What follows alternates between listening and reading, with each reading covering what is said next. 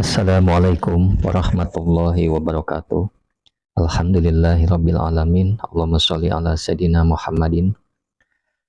Teman dan sahabat semuanya yang dimuliakan oleh Allah Subhanahu wa taala, kita melanjutkan kajian kita di dalam kitab Fathul Mu'in. Sudah masuk ke dalam pembahasan salat istikharah. Ini ada di halaman 32. Qala al-musannifu rahimahullahu taala nafa'anallahu bihi wa bi'ulumihi fi darin amin. Wa yusannu ya, disunahkan rakaat istikharatin. Apa? 2 rakaat salat istikharah wa ihramin dan salat ihram 2 rakaat, wa tawafin dan 2 rakaat tawaf, wa wudu'in dan salat wudu 2 rakaat wudu. Jadi disunahkan melaksanakan 2 rakaat salat istikharah, salat ihram, salat tawaf, salat sunnah wudu. Ini sunnah semua ya. Wa tata'adda dan terpenuhi raka'at tahiyyati apa 2 rakaat tahiyat. Wama dan sesuatu ba'daha yang setelahnya tahiyat. Nah, maksudnya 2 rakaat tahiyat birok'ata ini dengan 2 rakaat fa'aksara atau lebih. Min fardin dari salat fardu au naflin atau salat sunnah akhara yang lain apa salat sunnah. Wa in lam yanwiha sekalipun tidak berniat siapa siman pada sholat tahiyatul masjid ma'ahu bersamanya fardu ataupun nafal. Jadi sudah terpenuhi 2 rakaat tahiyatul masjid dan sholat setelahnya, artinya setelahnya itu ya kembali ke istikharah, ihram, tawaf dan wudu, seperti itu. Birok'ata ini dengan 2 rakaat atau lebih dari sholat fardu misalkan atau sholat sunnah yang lain, sekalipun orang ini tidak berniat kepada sholat tahiyatul masjid.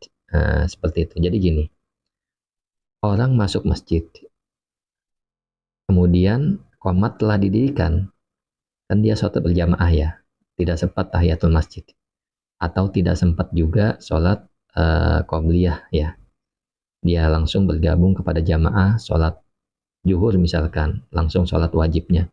Maka sholat wajibnya sudah terpenuhi dengan tahiyatul masjid. Jadi tahiyatul masjid itu sudah masuk ke dalam sholat fardunya. Seperti itu ya. Jadi seakan-akan gini, ketika ia melaksanakan sholat wajib langsung kepada jamaah, maka sudah terpenuhi sholat tahiyatul masjid. Seperti itu. Sudah terpenuhi dalam tuntutannya. Atau begini, dia masuk masjid, kemudian sholat wajib itu mau didirikan, artinya qomatnya dikit lagi. Nah, misalkan dia datang di waktu subuh ya, 3 menit lagi mau dilaksanakan qomat. Nah, apa yang dilakukan? Nah, pada saat dia masuk masjid, ya dia melakukan sholat sunnah qobliyah subuh tentunya. Nah, sholat sunnah qobliyah subuhnya sudah termasuk sholat tahiyatul masjid. Seperti itu maksudnya. Begitu juga ketika dia masuk masjid, jamaah sudah mulai sholat berjamaah. Sudah melakukan sholat fardu, melaksanakan sholat fardu jamaahnya, maka sholat fardunya sudah termasuk sholat tahiyatul masjid.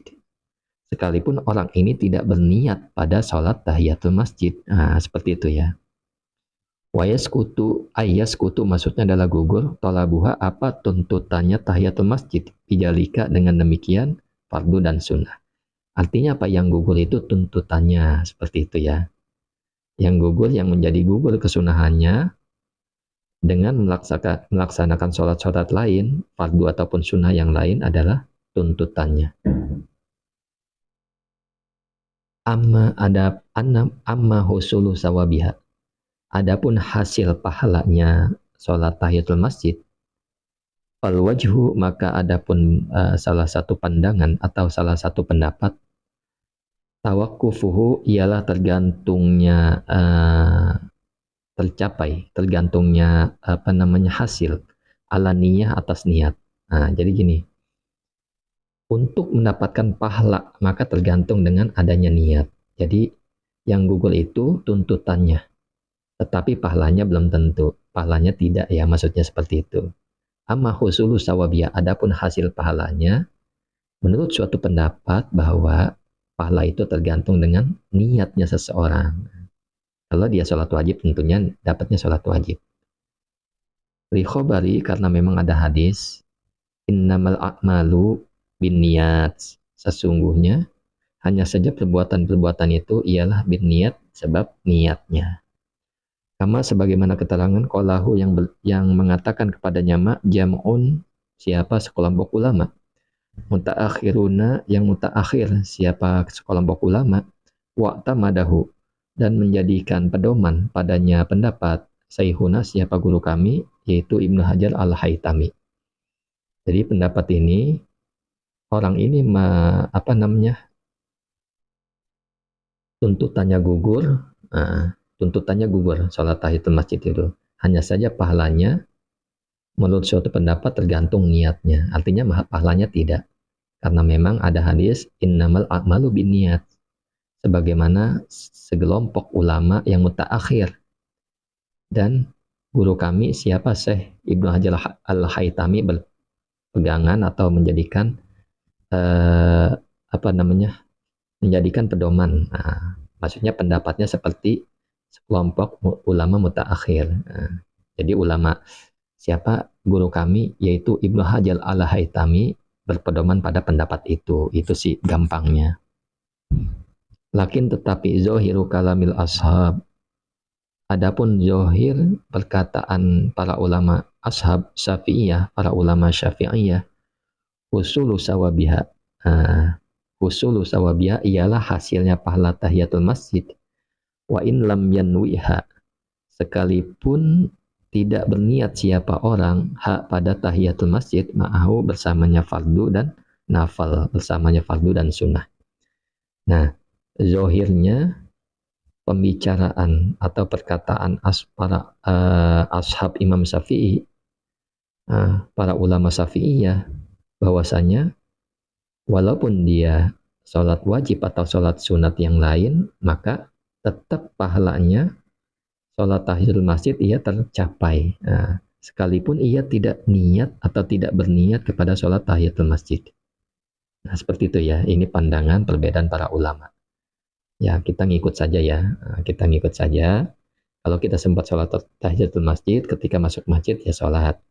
Kalau tidak sempat ya langsung sholat wajib, kalau memang sudah dilaksanakan. Atau kalau misalkan ini sih kita sholat sunnah qobliyah saja, maka qobliyahnya sudah termasuk sholat atau sudah terpenuhi sholat tahiyatul masjid. Kemudian wahwa adapun husul sawabiha, maksudnya adapun tercapainya pahalanya sholat tahiyatul masjid, muqtado kalamil majmu, ialah menurut pendapat di dalam kitab Al-Majmu. Jadi maupun tidak niat ataupun niat, maka ini ulama berbeda pendapat. Nah, kita ngikut saja. Mudah-mudahan Allah selalu memberikan pahala kepada kita semua. Wa yaqra'u, dan membaca siapa orang nadban dengan sunnah. Fi ula raq'atail wudu'i, di awal 2 rakaat sholat sunnah wudu, ba'dal fatihati, setelah al-fatihah. Jadi kalau sholat sunnah wudu disunahkan 2 rakaatnya setelah fatihah. Membaca, nah ini dia membaca apa? Walau annahum izzolamu anfusahum ila rohima, sampai lafaz rohima. Nah, ini ada di surat An-Nisa ya, An-Nisa ayat 64. Jadi sholat sunnah wudu itu disunahkan rakaat pertama setelah Fatihah membacanya walau annahum izzolamu anfusahum ila rohima, kepada lafaz rohima. Kemudian wasaniyati, dan di rakaat kedua suratnya setelah Fatihah wa may ya'mal su'an aw yadlim nafsahu ila rahima. Nah, ini sama di surat An-Nisa juga ayat 110. Nah, lengkapnya wa may ya'mal su'an aw yadlim nafsahu summa yastaghfirillaha yajidillaha ghafurur rahima, ya.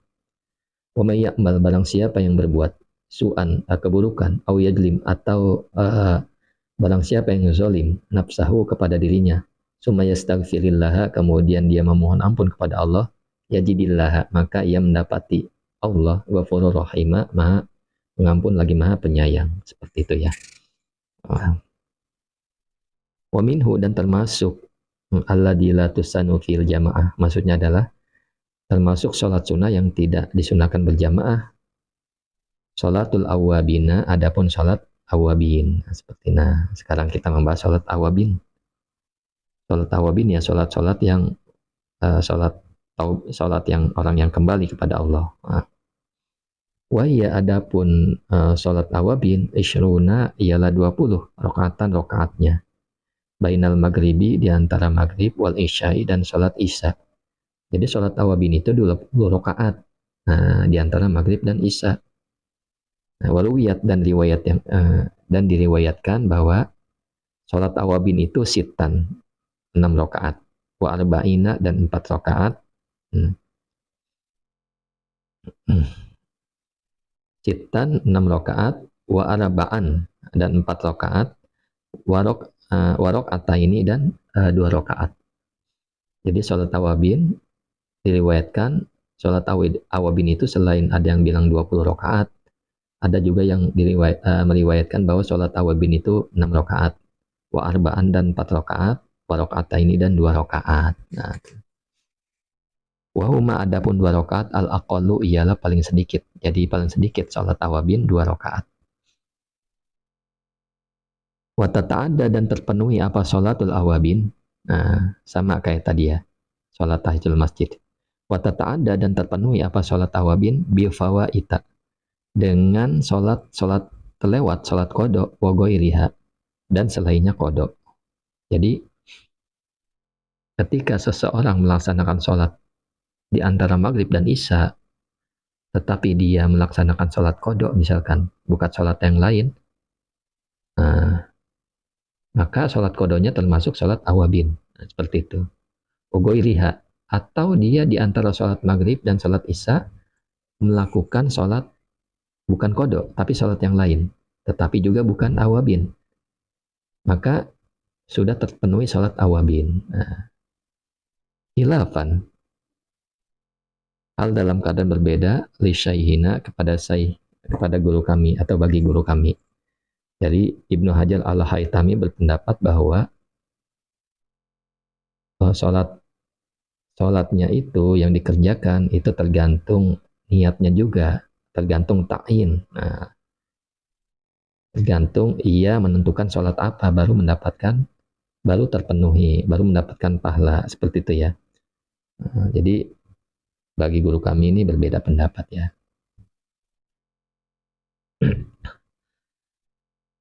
Jadi kalau orang itu habis maghrib sholat ke isya niatnya sholat awabin, maka ia mendapatkan sholat awabin pahalanya, atau sholat-sholat yang lain.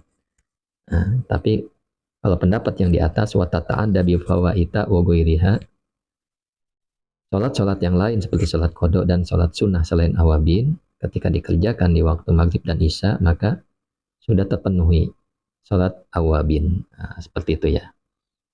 Mudah-mudahan dapat dipahami. Jadi ada juga pendapat memang yang nomor 1 bahwa sholat awabin itu adalah sholat duha. Nah, sholat duha ya. Kemudian wal aula, dan adapun paling utama, fi'luha ialah mengerjakan sholat awabin ba'dal farogi, setelah selesai, minal adkaril maghribi, dari zikirnya sholat maghrib.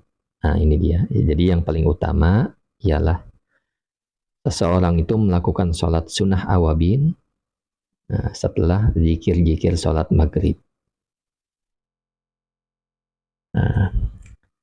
Syukran ala ihtimamikum. Assalamualaikum warahmatullahi wabarakatuh.